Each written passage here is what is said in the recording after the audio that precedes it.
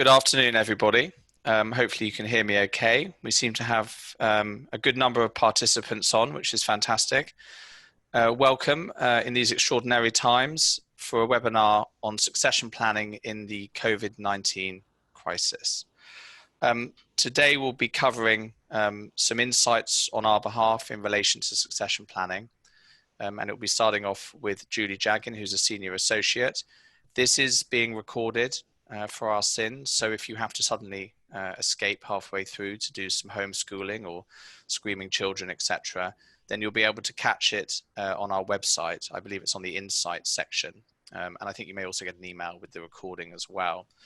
There will also be some question and answers at the end. So we're hoping to take up not much more than around 25 to 30 minutes of your time with us chatting away with some slides. And then after that, please use it as an opportunity to ask us any questions. There's a Q&A section on the Zoom, which you can type in the question. And if we don't like it, we won't answer it. But if we do like it, we'll make sure we will. And feel free after the talk if you want to drop away, not a problem at all. Well, thank you very much. And I'll hand you over to Julie to start. Thank you very much, James. And thank you to everyone who's joined us to have this chat about really where we are with estate planning at the moment. And obviously, all of our lives have been affected fundamentally post-lockdown. And as wealth advisors, this also impacts on the advice we give to our clients as to what is suitable as a next step. Now, what is suitable depends on the current political climate, what tax changes are likely to be made, particularly in light of the current government debt, which is a worry. But I think to really take stock of the current situation for estate planning, we need to take a step back to remember, to the extent that's possible, what life was like before lockdown and the murmurings of change, I'll call them, that were in the private client space that people were talking about as to what legislative change, what tax change in particular could be happening. So going back a couple of years, my experience with clients was certainly that their main concern, certainly for high net worth and international clients, wasn't particularly the impact of Brexit. It was more the implications of a Corbyn government. And if you look at the 2017 Labour manifesto, it was very clearly targeted towards addressing this tension in society about wealth inequality, and it was labelled "for the many, not the few." And it was very attractive, especially attractive to younger voters, because of the provision to scrap tuition fees, put money into more affordable housing and more help to buy schemes, which are of course all very laudable. The discussion then followed, of course, of how that's going to be paid for, and how and which taxes Corbyn would bring in. Things like exchange controls, wealth tax, and changes to the non-dom regime were all discussed in the private client space. Taking the example of changing the favourable non-dom tax regime, the money saved in doing that was to be put towards addressing the very real tension in society that foreign investors buying property in the capital were inflating prices to the extent that key workers such as nurses and all other key workers doing such a fantastic job in these hard times can't get housing in the capital. So that was just one example of how to redress that wealth imbalance. And also post-Brexit, of course, spotlighted a generational tension as well, because the typical Brexit voter was perceived to be of an older generation. Younger generations, millennials, felt that a future had been voted for them, which the Brexit voters, or a lot of the Brexit voters, wouldn't see. So Corbyn's scrapping tuition fees, affordable housing, and all the rest of that really struck a chord with this younger generation who typically hadn't voted. So putting that spotlight on intergenerational tension obviously made a lot of clients nervous, that because it was hitting home, it was hitting a very raw nerve in society, particularly with millennials who didn't have the baby boomer advantages of student grants, final salary pensions, lower house prices, student grants, all these things that are simply not available to them. This really hit home, and it was a very, as I say, it was a very real concern as to whether the Corbyn government would be made manifest. Obviously, fast forward to December, and a lot of people breathed a sigh of relief that we got the Conservative majority, and the Corbyn government went away. But question whether the tensions that the Labour manifesto spotlighted, question whether these have also gone away. And I see no reason that they would have done so.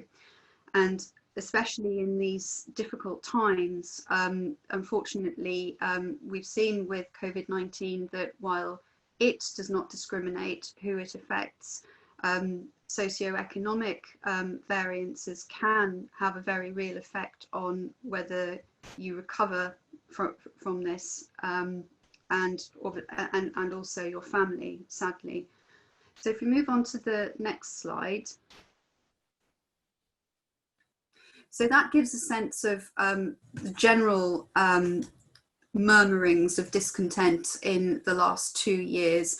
And this was picked up as something very real by the government, who commissioned a series of reports, two from the Office of Tax Simplification in November 2018 and July 2019, and a later one, which I'll talk about briefly, which was released very recently in January. But going on to the first set of reports from the Office of Tax Simplification, these reports came about to address to some degree that tension in society about certain taxes geared towards the wealthy, capital gains tax, inheritance tax, being inherently unfair.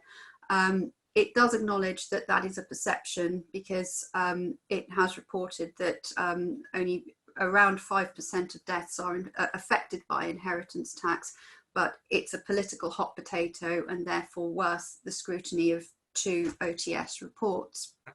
Now, we're just going to highlight a few headline points from those reports as far as they're relevant to wealth taxes, capital gains tax and inheritance tax, which I'm sure you'll have all read in passing, but it does no harm to summarise them here. For BPR qualifying activity, there is a disparity on the BPR available from inheritance tax if a company, for example, reaches a level of trading at around 51%, so more trading than investment. Whereas if you're looking at capital gains tax relief, the definition of trading company has to be around 80%. Certainly the non-trading or investment side has to be no more than 20%. One of the other points that they touched on was how reliefs for capital gains tax can affect behaviours, certainly on lifetime gifting. And they focus particularly on the capital gains tax uplift that's available on death.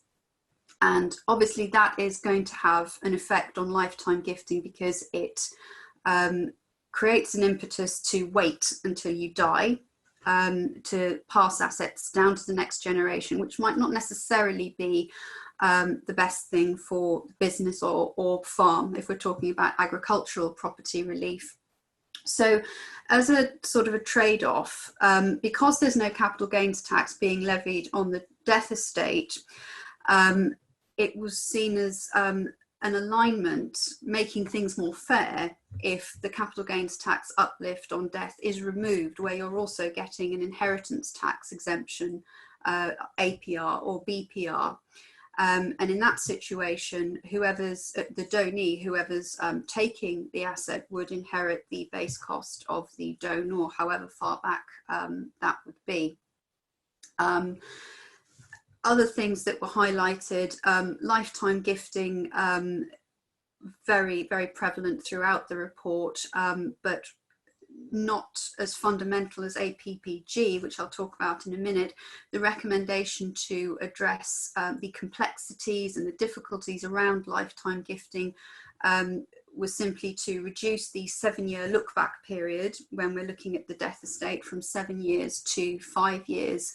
And because there was such confusion about taper relief and how it seemed counterintuitive, and I have to say most clients I come across think that the taper applies to the value of the gift rather than the tax itself, which for some is counterintuitive.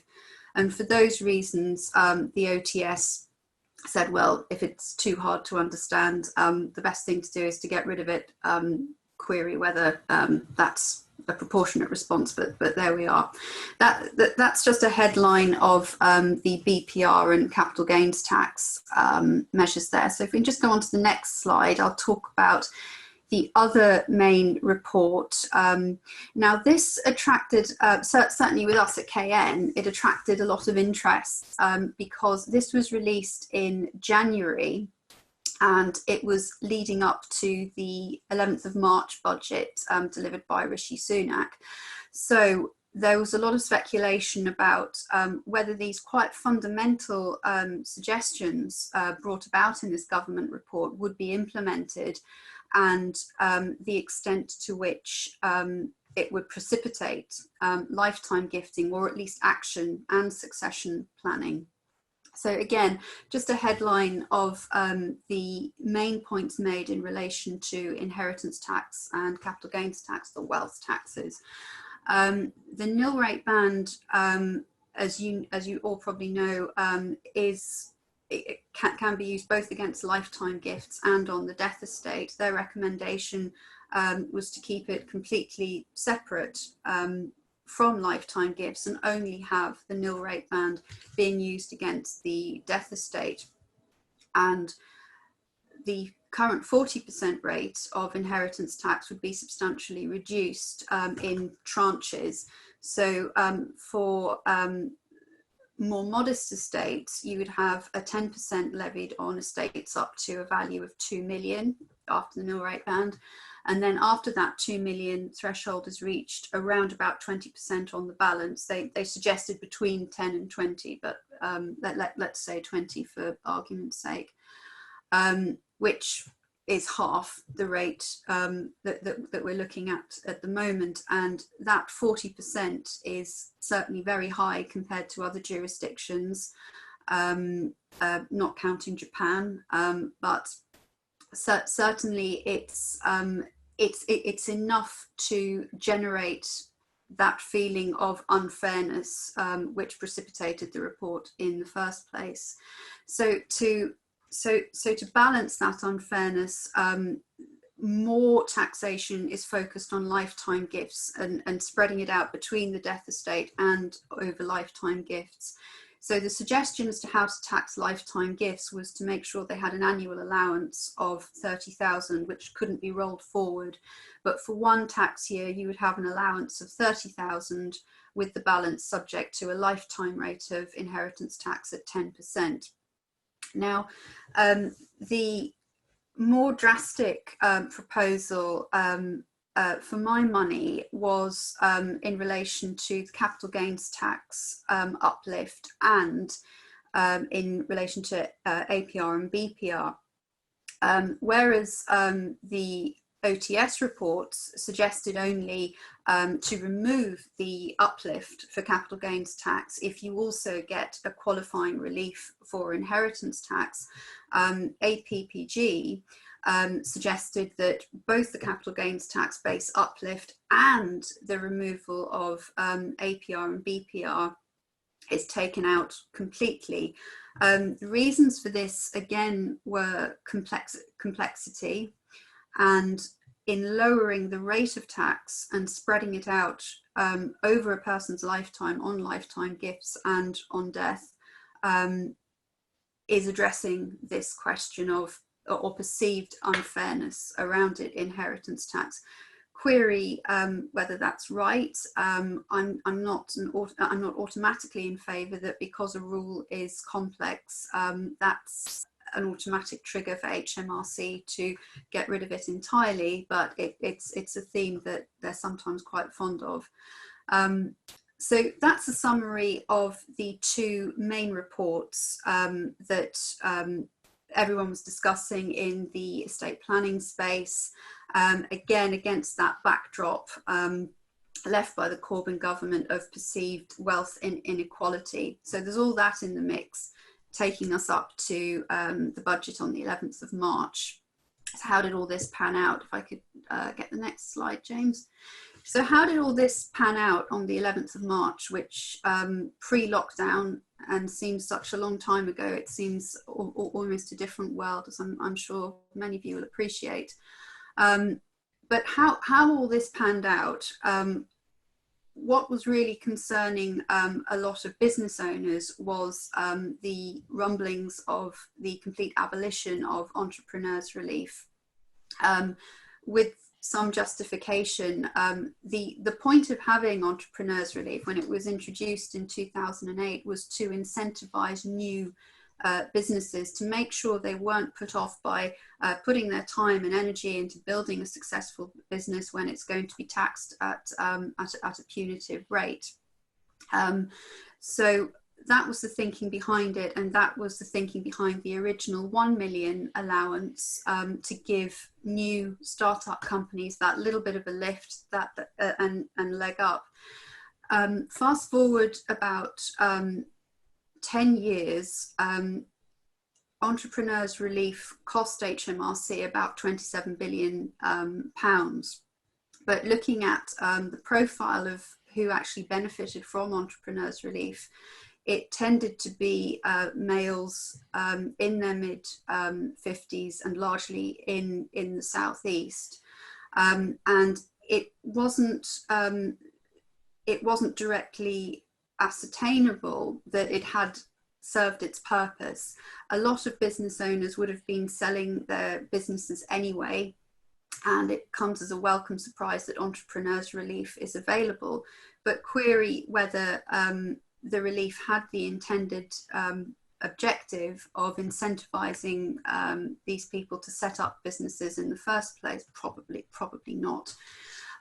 So it's with that in mind that Entrepreneurs Relief wasn't scrapped entirely, but it was brought down to its 2008 level to ensure that at least the first modest £1 million worth of gains are taxed at a more favourable rate to provide that little incentive, that boost. And query whether post-COVID, or at least in the new normal, businesses which will be looked at very favourably, example logistics, supplying the basics, whether the government will think to incentivise more businesses to get our economy boosted. So watch this space. The other thing that was implemented was a 2% SDLT surcharge on non-residents buying property in England and Northern Ireland. That's going to come into effect from next April. And what's interesting about that is the 2%, the revenue generated from that, it's stated in the Red Book to be used towards addressing the very, very real problem of homelessness.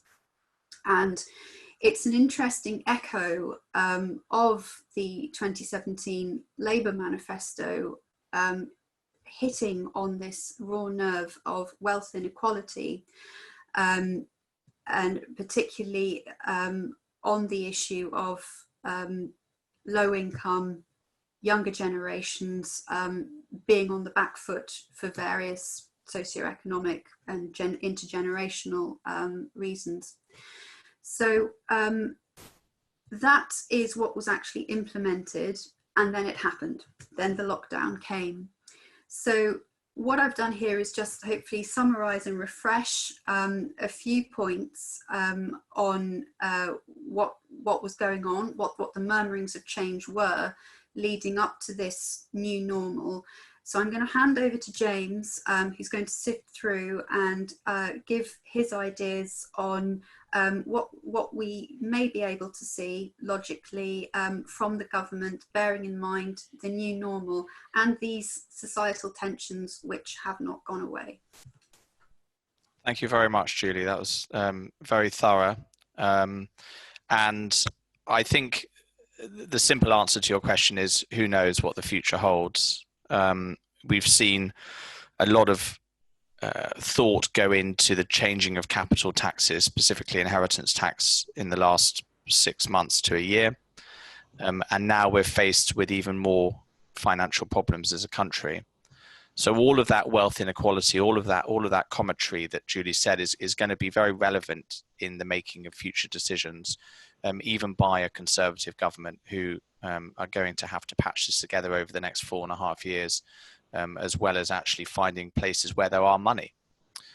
So while we do not have a crystal ball, I do not have a crystal ball at all, it is no doubt in my mind that increased taxation is going to happen, and clients of ours and clients of yours, the apparent wealthy, are going to be targeted. So what are we likely to see in addition to maybe what has been covered by Julie? Well, at the moment, as I'm sure we're all aware, capital gains tax rates are much lower than income tax rates, and therefore, advice has been given by accountants, financial advisors, and lawyers over the last few years that it's better to maybe trigger a capital gain than it is to pay income tax. Now, clearly, that inequality is going to be addressed, in my view, simply because it does allow for capital gains tax is a wealth tax. It's a wealth generation tax, and if the wealthy are going to be looked at, this is going to be a tax that's going to be looked at. I mean, I'm sure we all remember the days of 18%, and even before then, indexation and that brought it down to around that level. And I think it's going to be tough to think those days are going to continue. And 20% for shares, 28% for residential property is actually quite light at the moment. So beware of that. Also beware of the partial removal of principal private residence relief. I say partial simply because I don't think that at a lower level, maybe in the lower value property market, that this relief will be lifted, simply because that could be unfair to people with very tight budgets. But for people who have made their fortune on property, and I remember one client of mine, I think, bought their property for around £40,000-50,000 and ended up selling it for 8 million just by virtue of living there, tax-free. While that's obviously a fantastic investment, they became very wealthy just by going to bed in the same house every night. And that type of tax relief is perceivably unfair, and also very much a southeast phenomenon. So I think that's something that we have to be wary of, and there have been murmurings about this. There, continued attack on pensions. This seems to be the norm. I believe that it's only £4,000 or so that a very wealthy income tax earner can put into a pension in a tax efficient way now on a yearly basis. But my worry would be that they are being used to mitigate inheritance tax, building up a pot outside the inheritance taxable estate. So who knows? They may come into the inheritance tax regime. The thing that scares the hell out of me, to be honest with you, is a wealth tax, is a yearly wealth tax. My clients complain till they're blue in their face about inheritance tax, but it is only a tax in the main that comes on your death. And subject to what changes we see, is something that can be mitigated with good planning using your suite of advisors. A yearly wealth tax, though, such as one that's been introduced in France recently, could have a very detrimental effect on our clients' wealth. especially when there's very limited liquidity. So elderly clients that have assets that either are producing them an income or indeed are housing them, are going to find it very tough to raise what could be between 0.5% and 1.5%, taking France as an example. Now, the problem is that it's difficult to get the violins out for people who are sitting in £3-4 million houses. But it is going to be very difficult, and it is going to be very divisive. So I think it is something where possible we need to try and push away as advisors, if we ever get asked, and actually look to more embrace inheritance tax, if that is a strange thing to ask. But if that's going to be the wealth tax of this country, then I think it is more favorable to catch it at the end of your life as opposed to all the way through your life. And on that, though, we do have to be wary about these inheritance tax exemptions going, as Julie's pointed out. Certainly, if we start losing things like business property relief, various nil rate bans, and even an extension of the gifting window, albeit that's contrary to what the Office of Tax Simplification said, then we have to be wary about this for our clients, about how they can succession plan, how they can mitigate tax. So, with all of that in mind, I really do think, and of course I would say this because we're transactional lawyers, but I really do think the time is now to start thinking about succession planning, even in these uncertain times. We can quantify the tax position at the moment when people make succession planning decisions.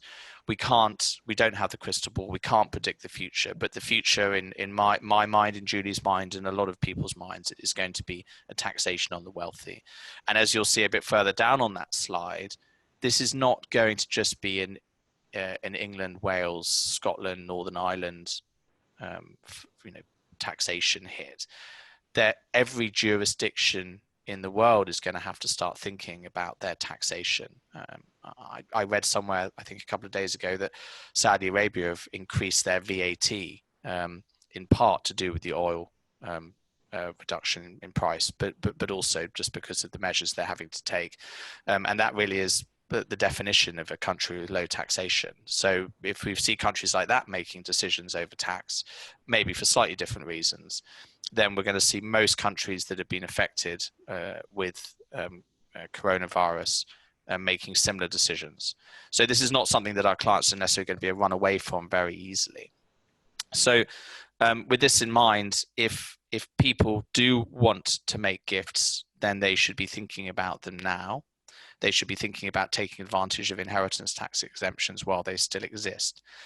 To a certain extent, quite a lot of certainly my clients took advantage of this type of succession window pre the general election in fear of Corbyn, as Julie mentioned. But plenty didn't. Plenty didn't believe it would be a reality, and they were correct. But we're now faced with a whole new reality.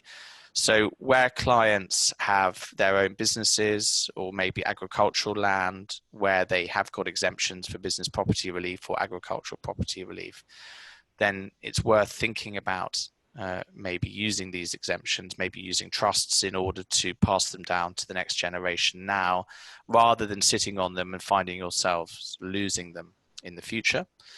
Certainly this type of action is often taken when there's a fear that a tax exemption is going to go away, and certainly we saw a lot of people trying to trigger entrepreneurs relief before the last budget.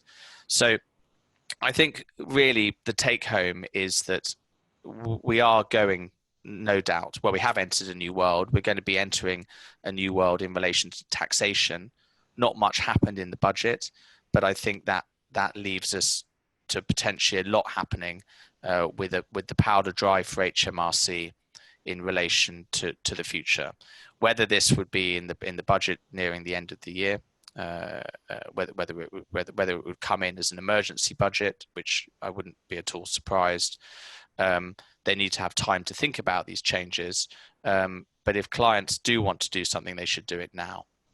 It is a case, though, that is it ethical to mitigate tax at the moment? Well, yes, the country are going to need as much money as possible. And to a certain extent, if you're denying the country tax dollars, then that's going to be less money to help rebuild it when we come out of lockdown and coronavirus is finally pushed to one side or beaten. But again, it's a hard one. I can't tell clients whether what to do is right or wrong, but if they do want to do something, then now is the time.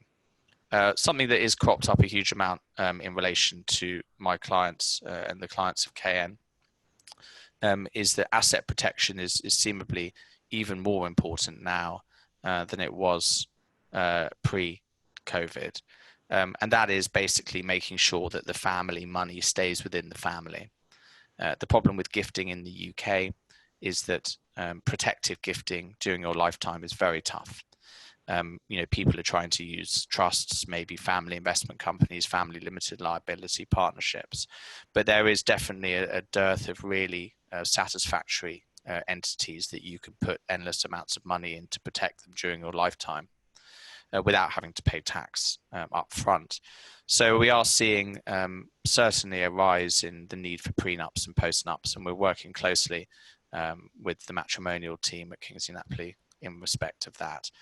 So that's something to always bear in mind with clients. And it's not new news, but it is important. So as you would imagine, I was saying, the time is ripe for succession planning before we get draconian tax measures in place. And one thing you may ask, what about potential for retrospective taxation? I can't answer that question with any degree of certainty, but a lot of taxation changes in this particular area have not been retrospective in the past. It's hard to enforce retrospective tax changes, and therefore I think we have to go into it believing that tax changes will be from the point they get introduced rather than looking backwards. Right, just off that subject, just a couple of points about execution of wills. I'm sure all of you have read my blog and Diva's blog, Diva Shah's blog, one of my team members, about the signing of wills and the complication in lockdown. This is a very real issue which we're having to deal with on a daily basis as a firm, and I'm sure all lawyers across the country are, is how do we actually get wills executed? There are very stringent rules in terms of execution, and they've been with us for some time, almost a couple of 100 years. That requires two witnesses, with both witnesses being present when the testator signs, and they add their details. It's a traditional way of doing it, and I'm sure you're all familiar with it. This is causing a lot of issues, though, because the witnesses can't be beneficiaries, and the fact that we're living with our families now means that really we're surrounded by beneficiaries and no one else. So how do we actually get around this? Well, the first thing to bear in mind is that there has been no relaxing of the rules, okay? Absolutely no change at all. So we can't suddenly start to try and circumnavigate this, because the will is likely to be invalid due to incorrect execution. Things have changed, and there's been a change in Scotland. There's been a change in Jersey, for instance, New Zealand, and a few other places. But in England and Wales, there's been no change at all. So people have to get creative as far as I'm concerned. And if they're able to be mobile, they're able to get out of the house or lean over the garden fence, do it on a park bench, a car bonnet. I mean, this is will signing I'm talking about, obviously. But fundamentally, it's important that you adhere to the rules. It is able to happen from a bit of a distance, as long as it's very clear that the testator has signed, and then perhaps leave the document there for the witnesses to then come and sign. But as I say, clients need to be creative. However, if they are very vulnerable, if they are very elderly, if they are in a care home or hospital, then the issues are great. And if the clients do not have wills, it's going to be very hard to ascertain how we, one, get instructions, how we assess capacity, and then how we actually sign up the wills. Each one has to be done on a case-by-case basis and is likely to require medical professionals to get involved. It's not just about the signing, and it is important that just because someone can sign doesn't mean they have capacity. So we are being very stringent at the moment. While my contentious probate and trust team would be delighted for wills to be missigned and misinstructed upon over COVID for future issues arising. We have to be very, very careful. One thing that we are doing though is if there's been any difficulty in signing wills or any concerns we are making sure that new wills are going to be signed when the lockdown has finished, so that we can kind of get away any issues that may be pointed towards the signing process. Lastly, just with lasting powers of attorney, again, the witnessing is a little bit relaxed compared to wills. It is a solitary witness, and it can't be the attorney, but it can be a friend or family member over the age of 18. The biggest issue, though, for lasting powers of attorney is the certificate provider, and making sure that as a certificate provider, which we act for quite often, or act as quite often, that the donor understands the LPA and is properly, properly keen to name those particular attorneys, and there's no undue influence or issues surrounding that.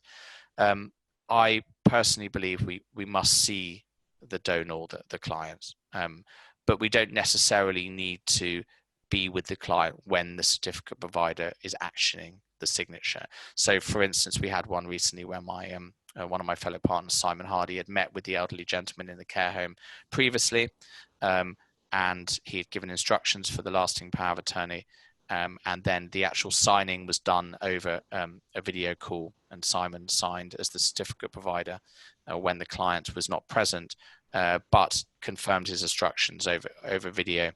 The fact that he had met him before meant that was allowable, and certainly that's the route that most practitioners are going down. So the difficulty is, how do we do it if we have never met the client? Well, we have to think about alternative certificate providers at that point. So it could be a medical professional or a friend, or that's known the individual for at least 2 years. So these are real issues that we're coming up. And if any of your clients have any questions about how to execute documents, then please feel free to pick up the phone to myself or Julie or the rest of the team.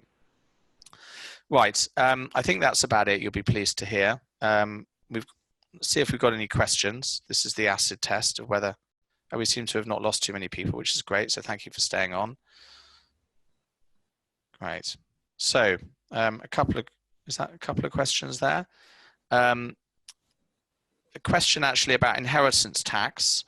Has in HMRC relaxed the rules on the payment of inheritance tax?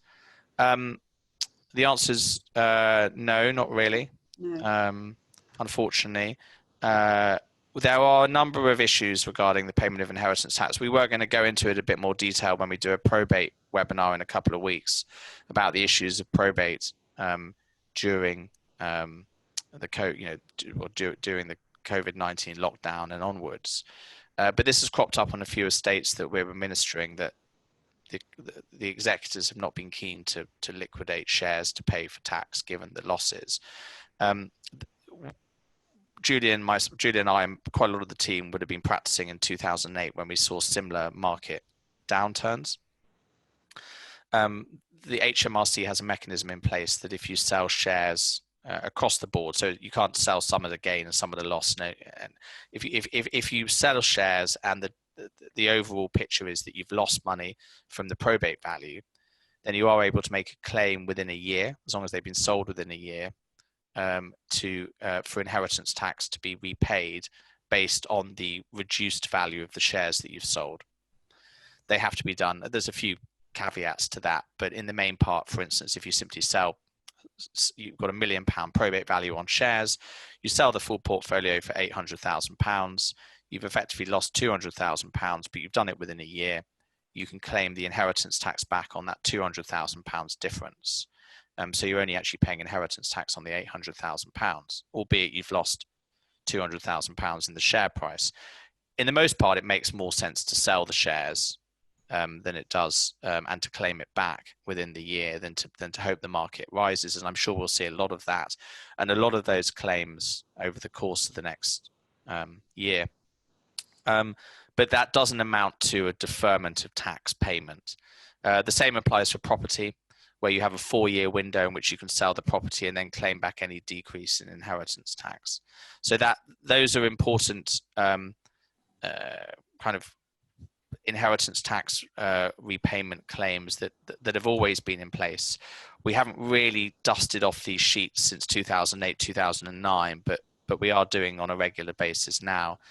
In terms of the actual payment of inheritance tax now, before we get the grant of probate, we have noticed a slight loosening with HMRC. Certainly on one matter, we were able to get the IHT 421, which is the document that allows for us to apply for the grant of probate without paying the full amount of tax owing, simply by claiming hardship. It was hardship on an estate of about £7 million. So they are being a little bit looser than usual. But there has been no deferment of interest 6 months after the end of the month of the date of death. So just bear that in mind. The only other question I've got here is in relation to family investment companies and whether they are family investment companies still good to do or are they too expensive to run? The reality is that family investment companies is one potential mechanism that can be used in order to keep control of assets, but maybe not give away too much. There has been some recent commentary that was reported in the FT a couple of months ago that family investment companies are being looked at by HMRC with a fine-tooth comb. I don't think this is new news. I just think that it's something which has been reported upon. Certainly in a very contrived, uncommercial way, HMRC will look at anything that is basically mitigating tax and potentially retaining control in the hands of the person that has originally had the money. So whenever setting up any of these structures, you have to be very careful. Also, there needs to be a certain value, to be honest, because the setup costs are far more than, say, a trust, and there's ongoing fees in terms of company management. But where we've seen them be very effective is for people who may have sold their businesses in the past, and they are very familiar with how companies work. They have a cash sum of money that potentially they will lend to the business, and that this will allow them to still have that money in their estate and benefit from it while the growth is outside their estate, maybe with share ownership held by a trust or by their children. If you've got assets, I say of a couple of million plus, then these can be very effective. I'm more than happy to have further conversations if anybody's interested in family investment companies. That's actually it for the time being. There's no further questions. Julie, do you have anything you want to add to any of that? Just to say that if you go back to your office or offices at home and think of anything, we'll be happy to take some questions and just do keep in contact. Yes, we're working at full level at the moment. The full team is available, and we haven't seen a huge amount of drop off of productivity, which hopefully is the same for all of yourselves. So happy to help wherever. And feel free, as you say, we can just pick up the phone. So thank you very much for tuning in, and enjoy your lunch. Thank you very much. All the best.